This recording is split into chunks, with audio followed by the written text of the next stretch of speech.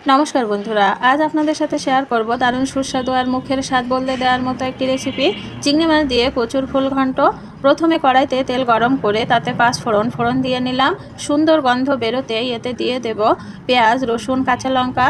একটু নাড়াচাড়া করে হালকা লাল করে ভেজে নেব। এবার এতে দিয়ে দিচ্ছি নুন, হলুদ আর সামান্য লঙ্কা গুঁড়ো। মশলাটা যাতে পুড়ে না যায় তাই সামান্য জল দিয়ে খুব ভালো করে কষিয়ে নিচ্ছি। মশলা থেকে তেল ছাড়তে শুরু করলে দিয়ে দেব ধুয়ে রাখা চিংড়ি মাছগুলো। চিংড়ি মাছের সাথে মশলাটা আরও কিছুক্ষণ কষিয়ে নেব। এরপর দিয়ে দিচ্ছি কেটে রাখা কচুর ফুল।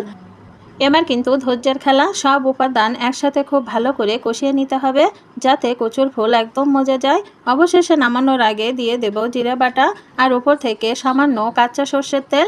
ব্যাস, আর একটু নাড়াচাড়া করে নামিয়ে নিলেই তৈরি গরম ভাতের পরম তৃপ্তি চিংড়ি মাছ দিয়ে কচুর ফুল।